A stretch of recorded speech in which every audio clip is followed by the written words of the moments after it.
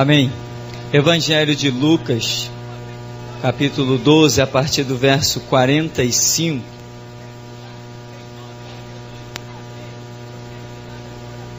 O título desta passagem é a parábola do servo vigilante, mas a partir do verso 45 diz assim: Mas se aquele servo disser em seu coração, o meu senhor tarda em vir, e começar a espancar os criados e criadas, a comer, a beber, a embriagar-se, virá o senhor daquele servo no dia em que o não espera, e numa hora que ele não sabe, separá-lo-á, ele dará a sua parte com os infiéis. E o servo que soube a vontade do seu senhor e não se aprontou, nem fez conforme a sua vontade, será castigado com muitos açoites. Mas o que não soube e fez coisas dignas de açoites, com poucos açoites será castigado. E a qualquer que muito for dado, muito se lhe pedirá. E ao que muito se lhe confiou, muito mais se lhe pedirá. Amém. Esta passagem que fala do servo vigilante é intrigante. Jesus já está deixando claro com esta palavra, penso eu, e é o que nós temos visto no dia a dia, que haveriam pessoas que mesmo depois de conhecer a plenitude do seu poder sobre a terra, ainda assim se desviariam dos seus conceitos. Estarrecedor, incrível, fantástico, extraordinário. Como é que as pessoas não reconhecem o que eram antes de Cristo e tudo aquilo que elas se tornaram depois de Cristo? Tem pessoas que são curadas de enfermidades que os levariam à sepultura, e ainda assim elas dão as costas para Jesus Cristo. Eu fico impressionado com isso. O ser humano, ele tem uma atrofia na sua mente tão terrível, como Paulo diz em 2 Coríntios 4:4, que o diabo cegou o entendimento. Isso é uma realidade tão terrível, irmãos, que nós temos que orar pela nossa mente e pela mente dos outros. Existem dardos inflamados do maligno. O que são dardos inflamados do maligno? São palavras, somente palavras que saem pela boca dos seres humanos e atingem os sentimentos dos outros e traumatiza. Isso são os dardos inflamados do maligno. E o diabo se utiliza desse sistema, e ele tem ferido as pessoas de uma maneira fantástica. As pessoas estão vivendo como se fossem verdadeiros zumbis sobre a face da terra. Corre, pula, vira cambalhota, sobe escada, desce escada, anda na rua, vai para a praia, joga futebol, joga voleibol, joga ping-pong, faz tudo, trabalha e não percebe que está morto.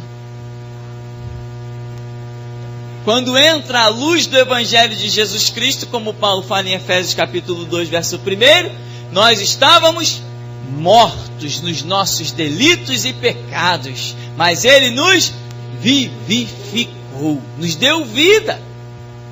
Esta é a realidade do Evangelho. E mesmo depois de tudo que Deus faz pelo ser humano, ainda assim, o ser humano vem, conforme a parábola, a desviar-se dos caminhos do Senhor.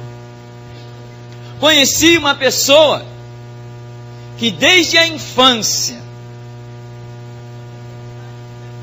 já era instrumento de Satanás nos terreiros. Essa pessoa um dia conheceu o Evangelho de Jesus Cristo e, por uma ação que Deus permitiu, começaram a ser expulsos demônios da vida daquele irmão, e no meio da reunião alguém começou a notar quantos demônios eram expulsos. Um número grande de demônios. Foi uma operação especial que Deus fez na vida daquele homem, porque se você tiver uma legião de demônios, não importa, você com uma palavra expulsa todos eles de uma vez. Mas ali se deu esse caso. E esse jovem se libertou e se transformou num obreiro de valor na seara do Senhor Jesus, expulsando o demônio, orando pelos enfermos, Deus operando maravilhas pelas mãos desse jovem, e daqui a pouco desviou-se. O que é isso? Isso é um problema, só pode ser um problema na mente do ser humano. Ele não reconhece de onde saiu e aonde estava a instrumentalidade poderosa que a sua vida estava sendo no reino de Deus. Ele não reconhece. Mas hoje, eu quero fazer uma pergunta. Você quer uma unção sobre a sua mente? Que você discirna com clareza o que você era sem Cristo, ou seja, um lixo, e o que você é hoje em Cristo Jesus, o Filho do Deus vivo todo-poderoso. Nós precisamos. Há uma palavra em Colossenses capítulo 3 que ela diz: eu quero trazer à memória aquilo que me dá esperança. E quando nós falamos nisso, nós pensamos logo em quê? Na palavra de Deus. É isso que nos traz esperança, não é? Pois deixa eu dizer uma coisa para você. Dia a dia eu trago à memória o lixo que um dia eu fui sem Jesus Cristo. Isso me dá uma força. Isso me dá uma força. Isso me dá um empenho. Isso me dá uma garra. Isso é uma força inigualável. Quando eu lembro, não só o que Jesus fez, tem feito dia a dia na minha vida, mas de onde Ele me resgatou. Eu me pergunto, quem poderia me resgatar? Então isso me dá uma força, porque eu chego à seguinte conclusão: verdadeiramente, só o Senhor é Deus. Então, querido, mas as pessoas vão caminhando, e por mais que Deus opere, elas acabam muitas vezes se desviando. As pessoas se desviam de Jesus porque não foi mais com a cara do pastor, o pastor disse alguma coisa que não agradou. Se desviam por causa de uma fofoca. Não vou mais na igreja porque aquela irmã que tem lá fala demais, como se Jesus tivesse algum problema a ver com a língua dos outros. E as pessoas estão dando as costas. E daqui a pouco elas vão sentir o peso da sua ação errada. Porque a Bíblia diz, de Deus não se zomba, Deus não se deixa escarnecer. Tudo que o homem semear, vai ceifar. Não importa, vai ceifar. Irmão, existe um perigo. Sabe qual é o perigo? De você se desviar amanhã. O Deus que vem hoje com as mãos gloriosas para te sustentar e te pegar no colo, é o mesmo Deus que amanhã, Hebreus 12, 29, vai te dizer assim: horrenda coisa é cair nas mãos de um Deus vivo. O Deus que hoje te exalta, se você se desvia dos estatutos dele, Ele mesmo será o teu algoz lá na frente. É Ele que vai preparar para você a cadeira elétrica, a forca. É Ele que vai preparar 1000 coisas para acabar contigo, porque você zombou do estatuto dele. Vê que o texto de Hebreus, capítulo 6, Hebreus 6,4, diz assim: porque é impossível que os que já uma vez foram iluminados e provaram o dom celestial e se fizeram participantes do Espírito Santo e provaram a boa palavra de Deus e as virtudes do século futuro e recaíram, sejam outra vez renovados para arrependimento, pois assim, quanto a eles, de novo crucificam o Filho de Deus e o expõem ao vitupério, o expõe a uma grande desonra. Nós temos que tomar um cuidado muito grande para não nos desviarmos do estatuto de Deus. Jesus já falou, né? Olha, se alguém não crê em mim, eu não julgo, porque as minhas palavras O julgarão lá no dia do juízo, vão encontrar com ele.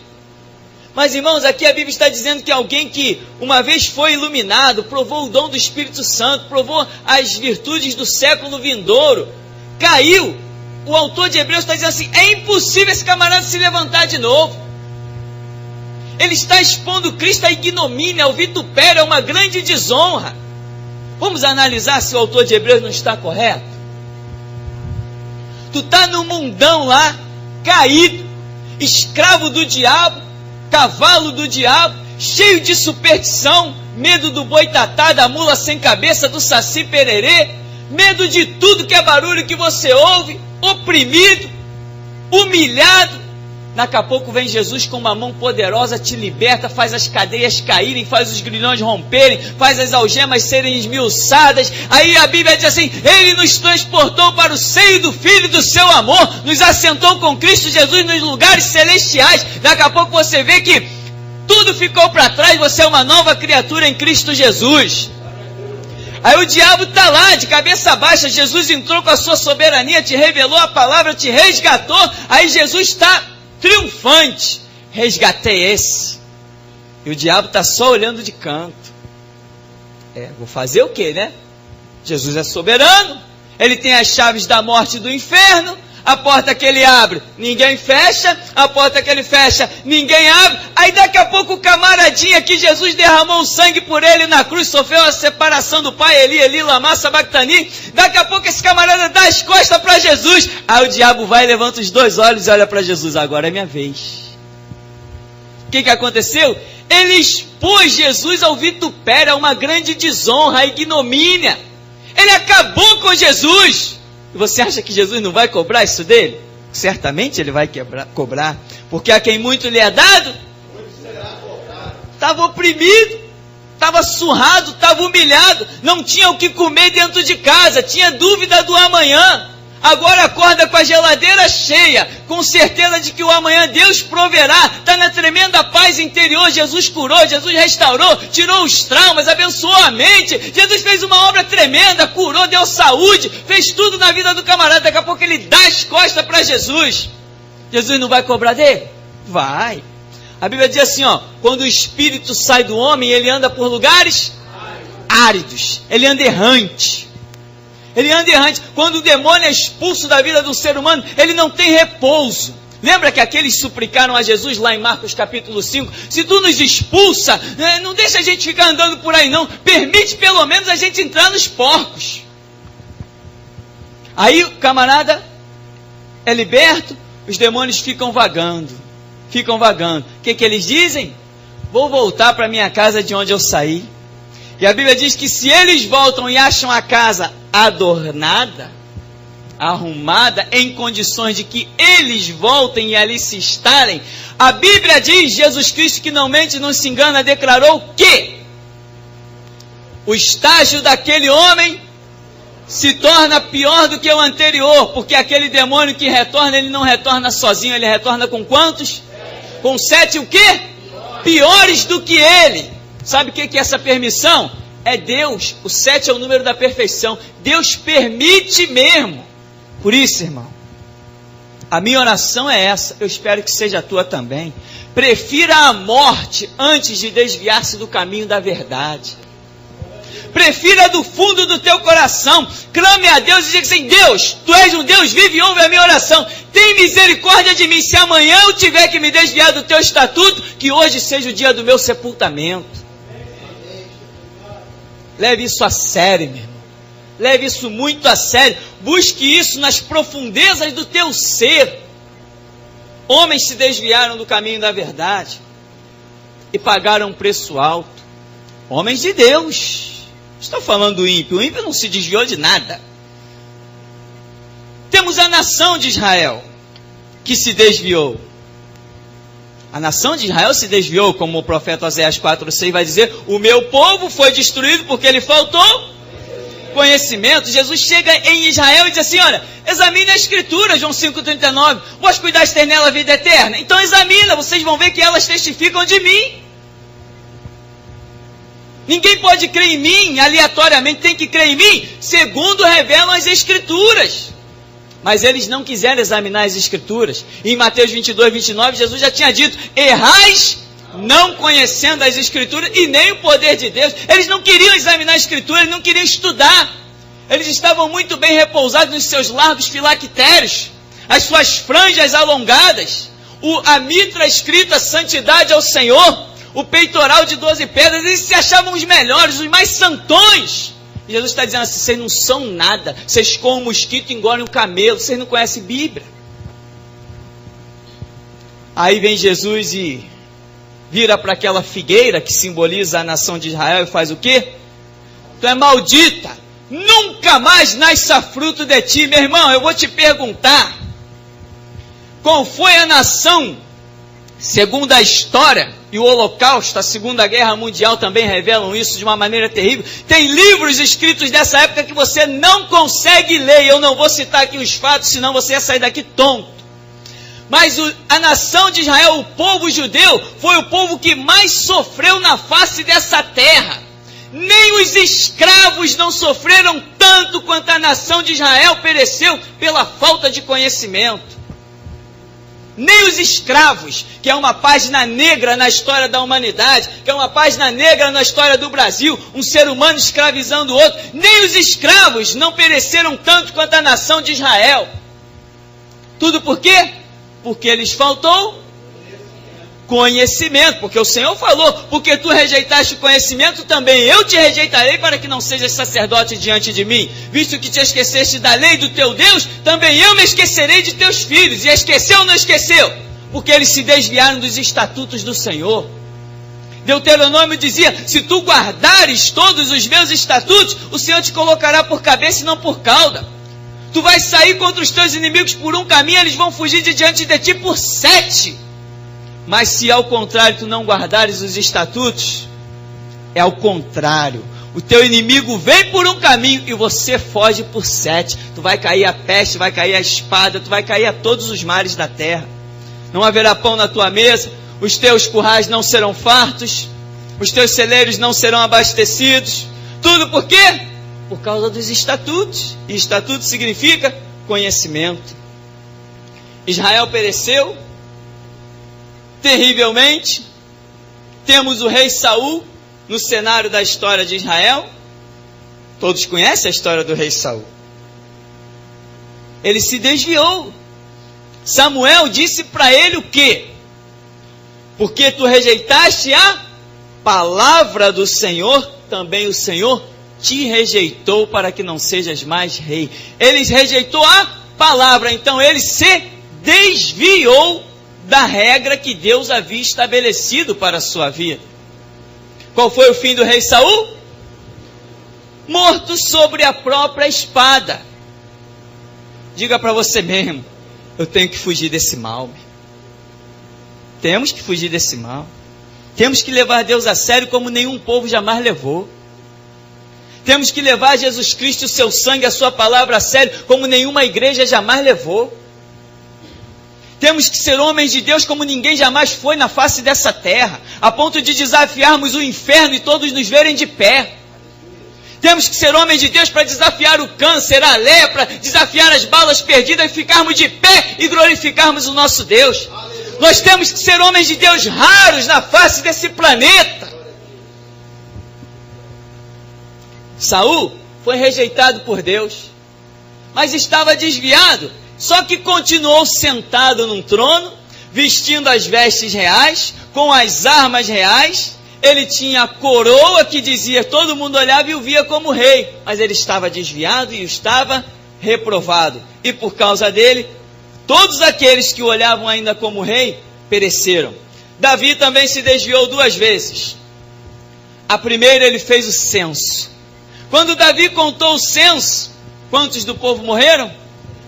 70.000 homens morreram, porque Davi deu uma desviadinha de nada, só porque contou o censo, sem Deus mandar. 70.000 homens morreram. A nação pereceu por causa de Davi. E Davi se desviou depois de novo, com Betseba. Mandou matar Urias, o marido da mulher com quem ele adulterou, e quis esconder o seu adultério. Pereceu também, não pereceu? O que o profeta Natan disse? A espada não se apartará mais da sua casa. Ele se desviou uma vez, a nação pereceu. Ele se desviou outra vez, a sua própria casa pereceu. Dali para frente, ruínas, horrores, absurdos aconteceram dentro da família do rei Davi. Eu quero que você vá a 2 Pedro, capítulo 2.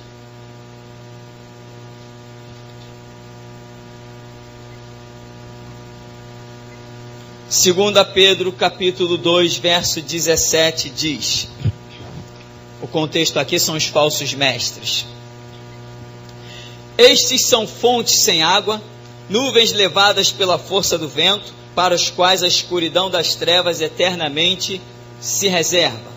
Porque, falando coisas muito arrogantes de vaidade, engodam com a concupiscência da carne e com dissoluções aqueles que se estavam afastando dos que andam em erro, prometendo-lhes liberdade, sendo eles mesmos servos da corrupção, porque de quem alguém é vencido, do tal faz-se também servo. Porquanto, se, depois de terem escapado das corrupções do mundo, pelo conhecimento do Senhor e Salvador Jesus Cristo, forem outra vez envolvidos nelas e vencidos, tornou-se-lhes o último estado pior do que o primeiro.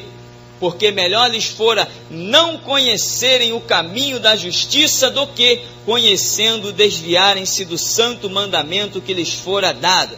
Deste modo, sobreveio-lhes o que por um verdadeiro provérbio se diz: o cão voltou ao seu próprio vômito, e a porca lavada ao espojadouro de lama.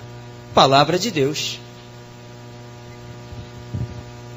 A visão do apóstolo Pedro aqui é tão terrível quanto a do autor de Hebreus. Um diz que é impossível que seja renovado, e aqui ele está dizendo que, olha, aqueles que conheceram o caminho da justiça, se desviaram, era melhor que não tivessem conhecido. Irmãos, nós vamos analisando o quanto a palavra de Deus é séria e o povo continua perecendo por falta de conhecimento. Você imagina esses textos que nós estamos lendo e deixa passar só de leve na sua mente a procissão das rosas ungidas, dos sabonetes ungidos. O que você acha dessa grande multidão? Estão completamente desviados dos estatutos de Deus. Estão zombando, estão escarnecendo do sangue de Cristo, da palavra do testemunho. Vê como a realidade é tão grande, tão dura, tão nua, que se você começar a tentar procurar uma igreja, você começa a achar dificuldade. Não tem mais palavra, não tem mais ensino, não tem mais temor de Deus. Todo mundo está só se dizendo abençoado, abençoado, abençoado. Conquista, conquista e conquista. Não vemos ninguém renunciar nada. Todo mundo quer conquistar. E Jesus está dizendo assim: eu renunciei. Quem vai renunciar agora? João Batista renunciou. Jeremias renunciou. Isaías renunciou. Ezequiel renunciou.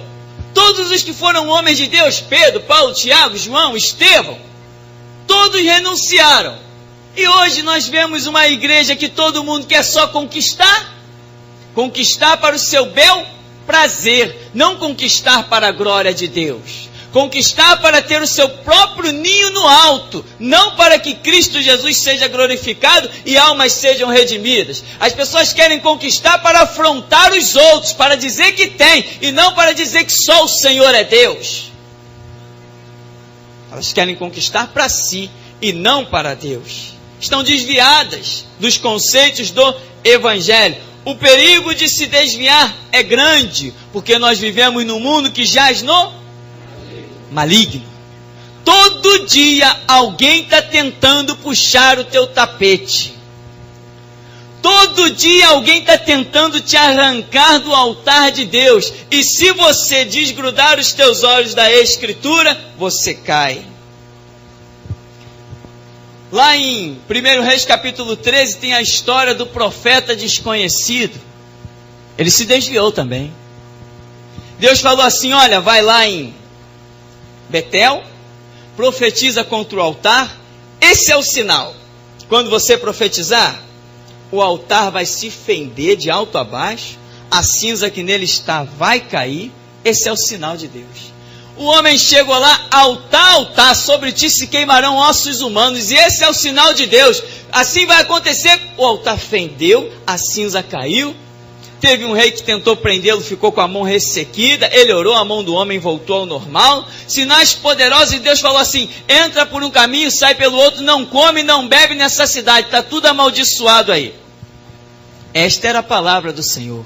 Alguém foi atrás dele quando ele ia embora, um mentiroso lá, mentiu para ele dizendo, não, Deus também me apareceu, um anjo de Deus, pode voltar, pode comer, pode beber, pode vir descansar na minha casa. Ele se desviou do estatuto do Senhor, foi lá, comeu, bebeu e se deleitou, descansou. Quando ele está na mesa, o mentiroso, o Espírito Santo vem sobre o mentiroso e diz assim para ele, olha, assim porque ele foi rebelde à palavra do Senhor, o cadáver dele não vai entrar no sepulcro dos pais dele.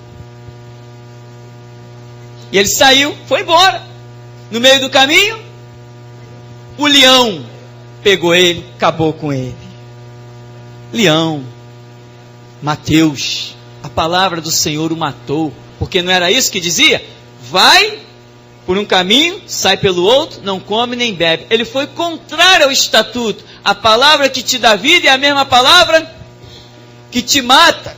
Que Hebreus 4,12 vai dizer que a palavra de Deus é viva e eficaz, penetra a divisão da alma do espírito, juntas e medulas, é apta para discernir os pensamentos e as intenções dos corações. A palavra que nos salva é a mesma que nos condena. Por isso eu te incentivo a levar uma vida séria com Deus e ter essa oração, meu irmão.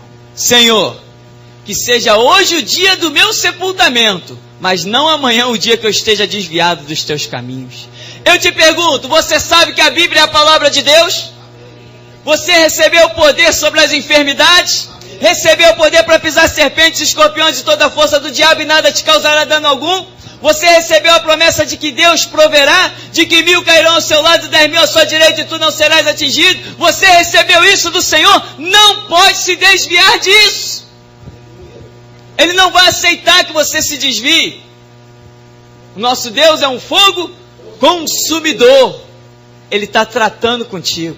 Sabe o que Deus preparou para você amanhã? Algo glorioso, se você guardar o estatuto. Mas sabe o que Deus preparou para você amanhã? Algo terrível, se você se desviar do estatuto. Tem muita gente que está desviada, estão comendo, como se diz aí na gíria, né? O pão que o diabo amassou. Eu conheci a declaração de um irmão desviado. Desviado, né? E ele dizia assim: o ímpio vive melhor do que o crente. Eu entrei logo de sola, irmão. Falei, eu duvido que exista um ímpio na face dessa terra que viva melhor do que eu. Mas o homem desviado, olha a visão dele. Ele já acha que o ímpio vive melhor do que o crente. Eu te pergunto, antes de você conhecer Jesus, você vivia melhor do que o que você vive agora? Então você vê que verdadeiramente o diabo cegou o entendimento dos incrédulos para que não lhes resplandeça a luz da glória do Evangelho de Jesus Cristo, que é a imagem de Deus. Irmão, deixa eu dizer outra coisa séria para você. Deus tem na sua vida um chamado ministerial, amém?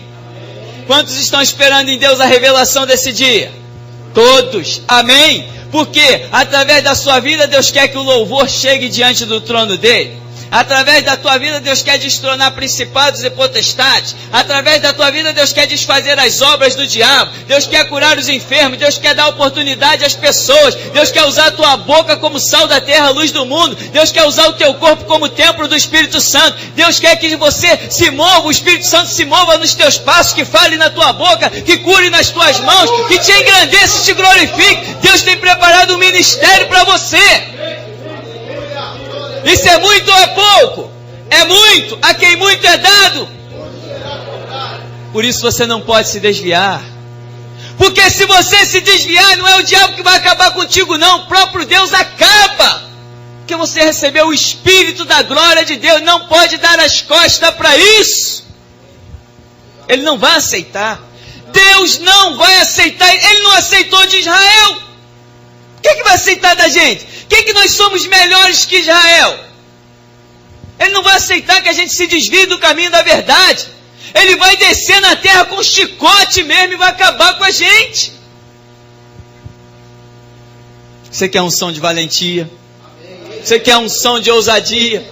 Você quer que realmente os teus olhos sejam descortinados para compreender as maravilhas da lei de Deus e a tua língua se tornar como a pena de um destro escritor? Você entendeu que Deus precisa